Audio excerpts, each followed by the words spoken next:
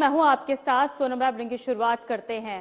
खबरों में आगे बढ़ते हैं। बहराइच में बड़े कार्यक्रम के तहत 118 हितग्राहियों को 21.55 करोड़ से अधिक की राशि अंतरण की गई है। वहीं इसके अलावा 136 परिवारों को मुख्यमंत्री आवास, शौचालय और आवास के लिए भूमि के पट्टे वितरित किए गए हैं। इस अवसर पर अधिकारियों ने लाभार्थियों को योजनाओं के लाभ और उनके अधिकारों की जानकारी दी है। कार्यक्रम में सीएम योगी नमे बतौर मुख्य अतिथि के शिरकत की है। इस दौरान उन्होंने क्या कुछ कहा, ये आपको सुनाते हैं। रामचंद्र भगवान की, सियावर रामचंद्र भगवान की, सरयू मैया की, सरयू मैया की, पवन सुत हनुमान की, पवन सुत हनुमान की, नमः पार्वती पतिये हर हर। आज के इस कार्यक्रम में समारोह में जिनका मार्गदर्शन आप सबको अभी प्राप्त हुआ है, उत्तर प्रदेश सरकार की वरिष्ठ मंत्री और प्रभारी मंत्री बहराइच श्री सूर्य प्रताप शाही जी, जिला पंचायत अध्यक्ष श्रीमती मंजू सिंह जी, विधान परिषद सदस्य श्री पदम सेन चौधरी जी, डॉक्टर प्रज्ञा त्रिपाठी जी,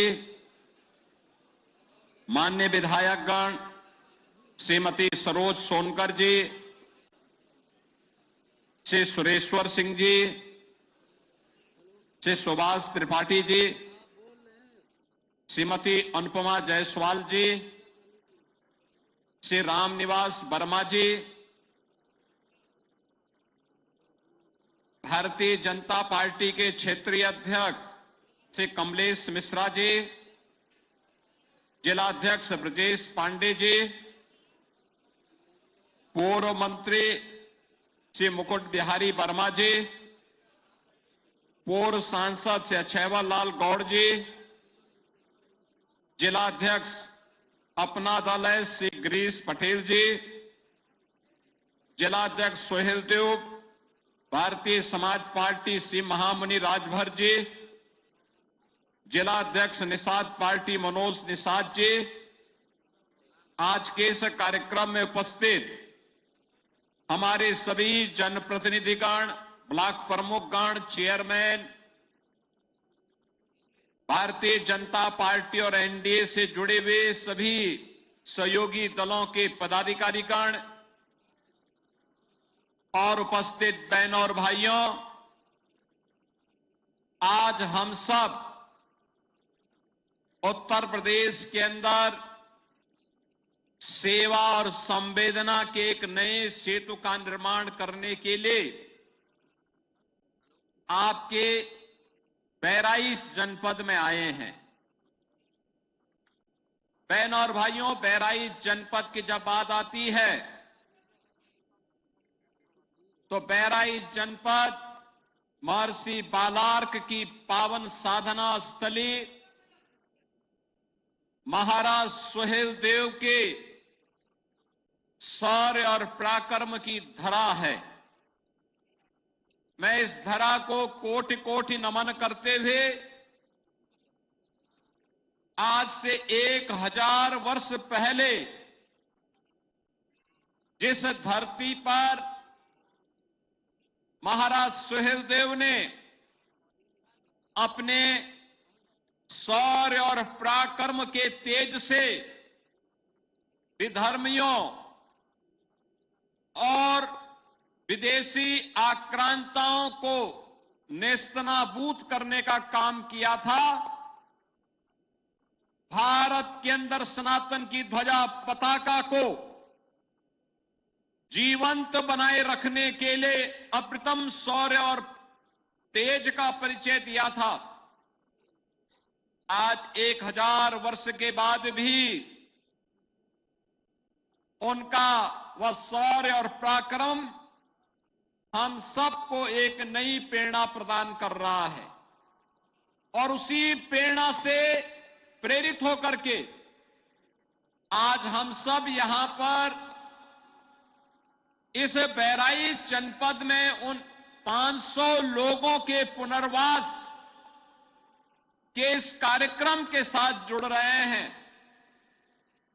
जिन लोगों को पिछली सरकारों ने भुला दिया था, पिछली सरकारों ने कभी पूछा नहीं था, पिछली सरकारों की संवेदना उनके लिए कभी नहीं जागी थी। आज उन 500 परिवारों को एक नए जीवन के लिए आगे बढ़ने के लिए ये मंच मेरे साथ में यहां के सभी माननीय जनप्रतिनिधि, प्रभारी मंत्री और मैं स्वयं बहराइच के इस मिहिरपुरवा में उपस्थित होकर के भरतापुर गांव के लोगों को यहां पर पुनर्वास करने के लिए उनकी धनराशि और आगे की कार्य योजना को यहां पे स्वीकृत करने और उन्हें प्रदान करने के लिए आए हैं। नवरात्रि के इस अवसर पर मैं इन सभी भरतापुर के 500 नागरिकों का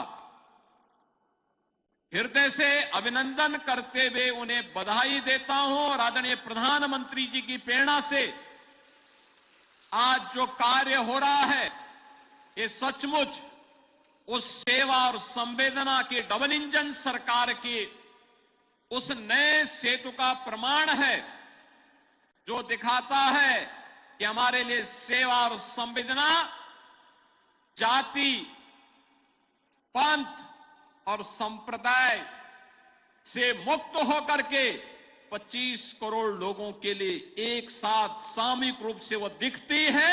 और आज यहां पर इस भरतापुर के नागरिकों के पुनर्वास के कार्यक्रम के साथ जुड़ते हुए आज मुझे अत्यंत हार्दिक प्रसन्नता की अनुभूति हो रही है। बहनों और भाइयों, याद करिए नवंबर 25 में जब भरतापुर गांव से जुड़ी हुई एक नाव जो बाजार से सामान खरीद करके जा रही थी, सरयू जी की धारा में विलीन हो गई। 9 लोगों की मौत हो गई। उस समय जब मैंने प्रशासन से बातचीत की तो पता लगा कि जहां पे एक दुर्घटना हुई है, वहां पे क्रोकोडाइल और मकर की तमाम खतरनाक जातियां रहती हैं। यानी गांव से सटे हुए क्षेत्र में क्रोकोडाइल हो, मगरमच्छ हो, तो मैं अंदर अंदर कांपा कि भाई आखिर कैसे लोग रहते हैं जंगल के बीच में। उनकी पीड़ा को महसूस किया। मैंने प्रभारी मंत्री को भेजा, जनप्रतिनिधियों का आह्वान किया, ये लोग गए, प्रशासन पूरे दल बल के साथ वहां पहुंचा, राहत कार्यों को आगे बढ़ाया गया, दर्जन भर लोगों को बचाया गया, लेकिन 9 ऐसे सदस्य थे उन परिवारों के जिनको बचाया नहीं जा सका।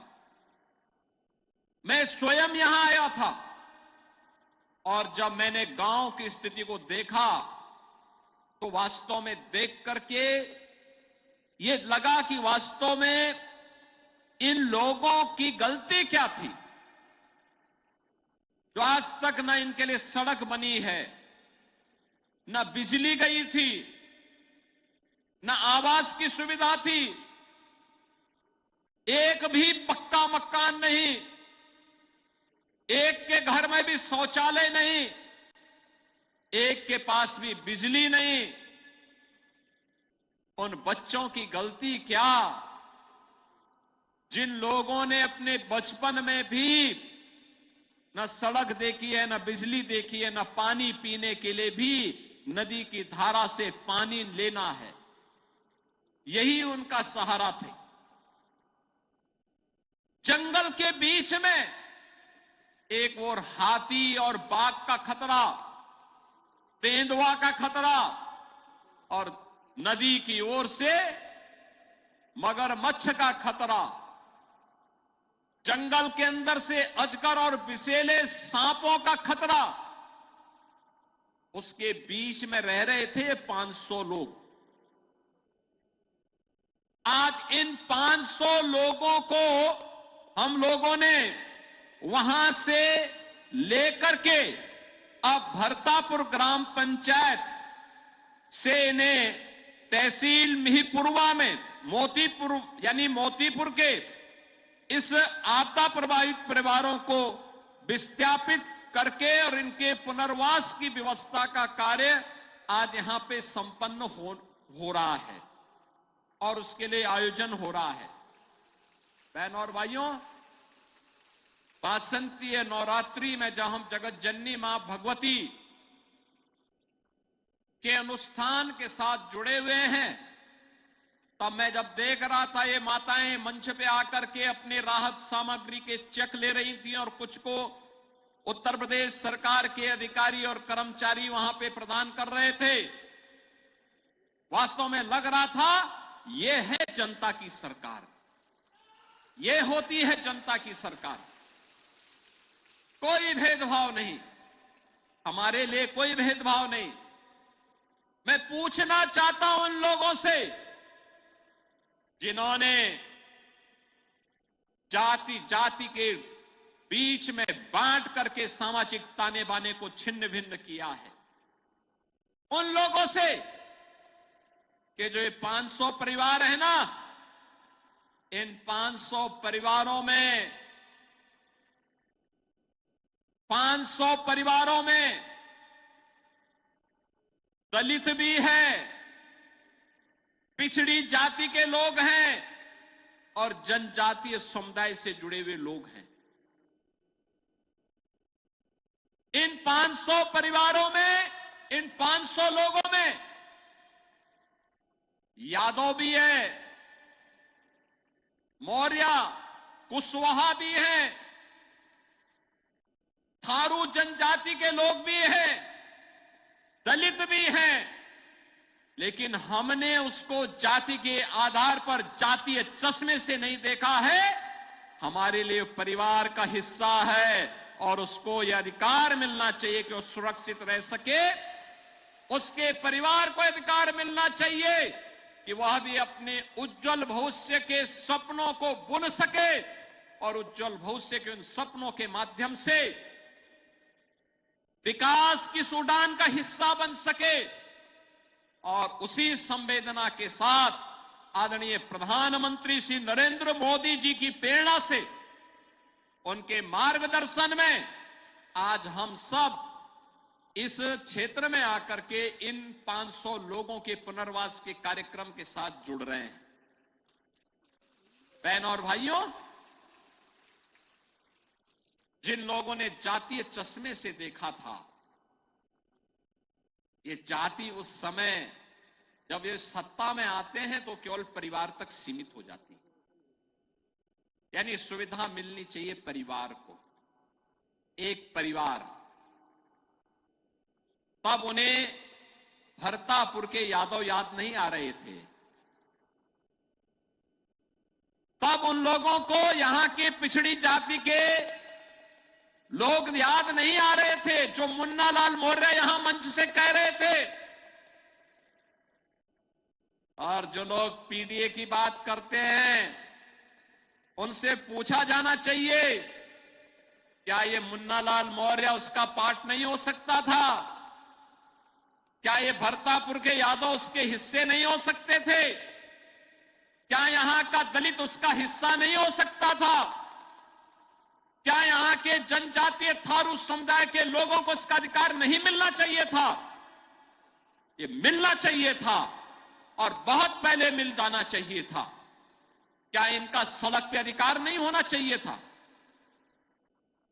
क्या इनके बच्चों को सुरक्षित रहने का अधिकार नहीं था? था।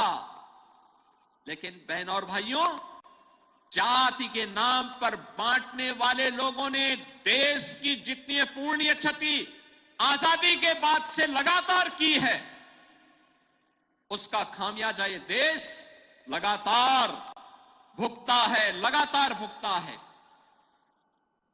अगर हमने जातीय आधार पर न बांट करके इस देश को एकता के सूत्र में बांध करके मजबूती के साथ आज जैसे प्रधानमंत्री मोदी जी के नेतृत्व में एक भारत श्रेष्ठ भारत के लिए कार्य हो रहा है, ऐसे ही कार्य करने का प्रयास किया गया होता तो इन गरीबों के बीच में, इन वंचितों के बीच में भी वे सुविधाएं पहुंची होती और इनका पुनर्वास बहुत पहले हो गया होता, बहुत पहले हो गया होता। लेकिन जातीय चश्मे से बांटने वाले लोगों ने कभी भी अपनी संवेदना इन गरीबों को नहीं दिखाई। ये डबल इंजन की भारतीय जनता पार्टी की सरकार जातीय चश्मे से नहीं देखती है, ये सेवा और संवेदना के चश्मे से देख करके, चाहे वह किसी भी जाति का हो, किसी भी पंथ का हो, किसी भी संप्रदाय का हो, अगर उत्तर प्रदेश का नागरिक है तो हमारे लिए इस मंच के लिए वो अपने परिवार का हिस्सा है और उसका पुनर्वास होना चाहिए, उसको हर सुविधा मिलनी चाहिए। और इसी विश्वास के साथ आज हम सब यहां पर आए हैं भरतापुर के लोगों के उज्जवल भविष्य को और उज्जवल बनाने की दिशा में काम करने के लिए। बहनों और भाइयों, आपने देखा होगा यही संवेदना है जिसने 2017 के बाद उत्तर प्रदेश को एक नव निर्माण के नए उड़ान की दिशा में आगे बढ़ाया है। 2017 के पहले यहां का नौजवान बहराइच का हो, गोंडा का हो, बलरामपुर का हो, श्रावस्ती का हो, लखीमपुर खीरी का हो, वह कहीं जाता था, पहचान का संकट आता था, कहीं माफिया का संकट, कहीं गुंडों का संकट, कहीं दंगाइयों का संकट, और प्रदेश के बारे में धारणा ऐसी बनाई गई थी कि यहां विकास नहीं चाहिए, यहां पे तो जाति के नाम पर दंगाइयों को प्रश्रय किया जाता है। जाति के नाम पर बांटने वाले लोग दंगाइयों को प्रश्रय देते थे। पर्व और त्योहार के पहले सन्नाटा छा जाता था। आज नवरात्रि चल रहे इस समय, 26 और 27 को रामनवमी का आयोजन भव्यता के साथ होगा। 2017 के पहले सन्नाटा होता था क्योंकि उपद्रव कहां हो जाए लोगों को आशंका होती थी। बहनों और भाइयों, 17 के बाद जातीय चश्मे से नहीं देखा गया। आज पर्व और त्योहार के पहले सन्नाटा नहीं होता है, पर्व और त्योहार के पहले उत्सव का माहौल होता है। आज का कार्यक्रम उसी उत्सव का हिस्सा है। भगवान राम के जन्मदिन के ठीक पूर्व, यानी कल से रामनवमी शुरू होगी और रामनवमी के ठीक पूर्व हम लोगों ने इन लोगों को ये उपहार उपलब्ध करवाने का काम किया है। रामनवमी की और जगत जननी मां भगवती की कृपा इन पर बने।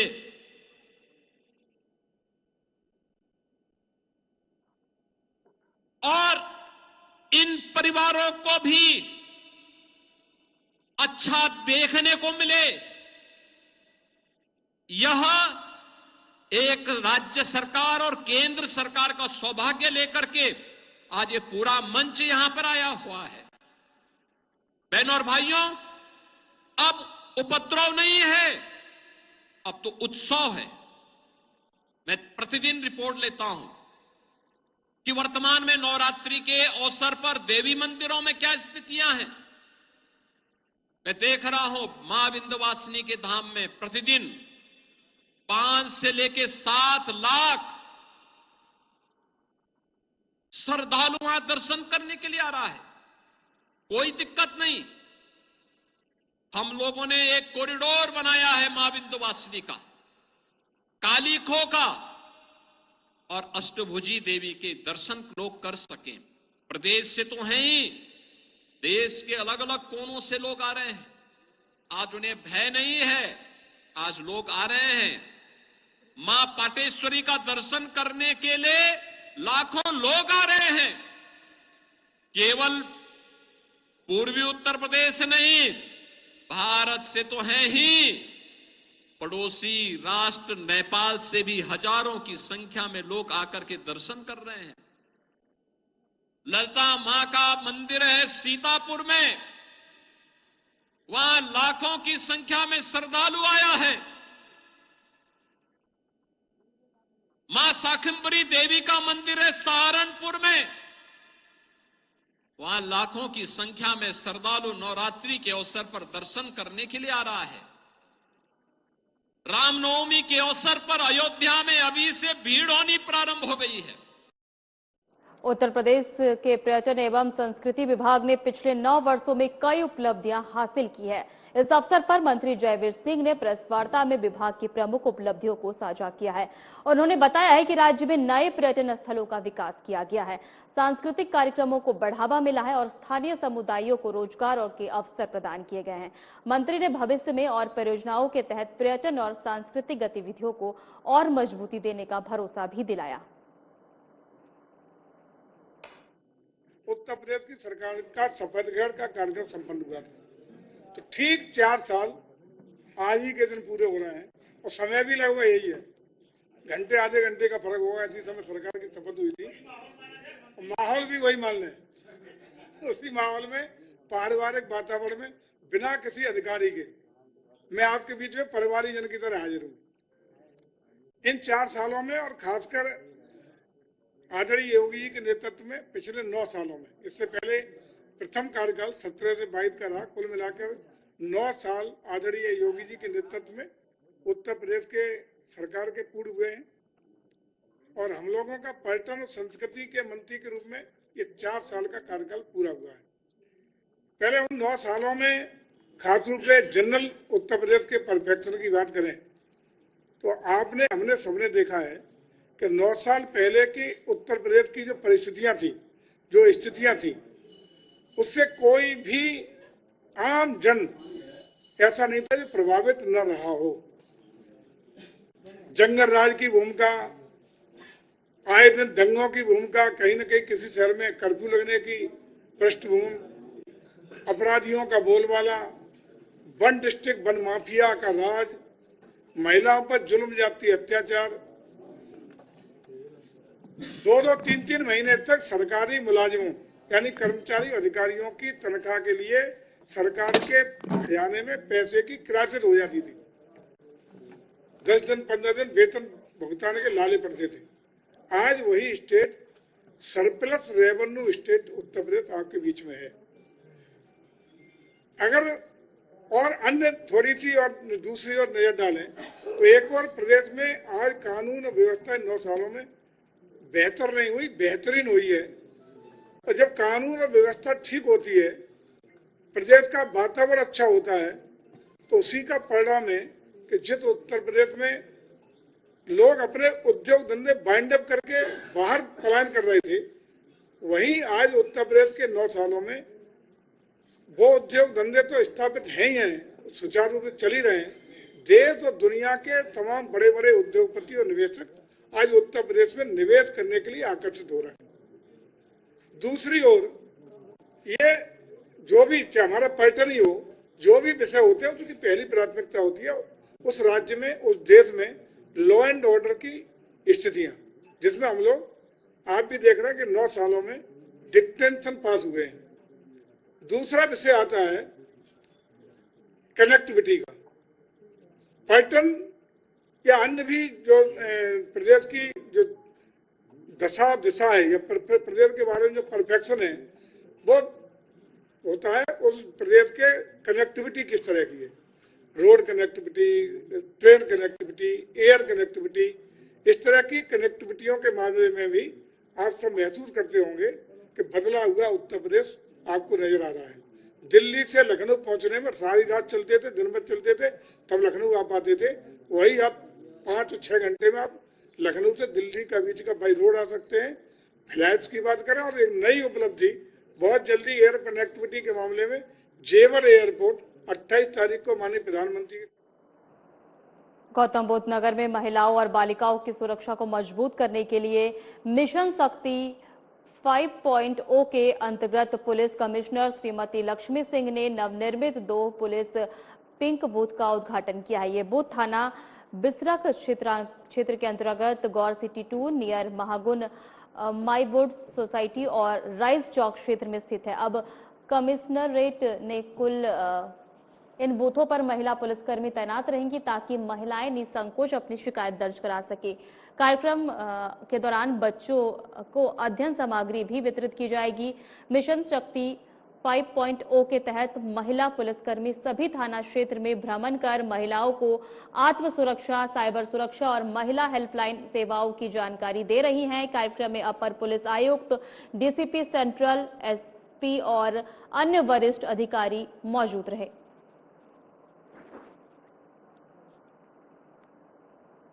फिलहाल हमारे खास बुलेटिन में इतना ही। नमस्कार।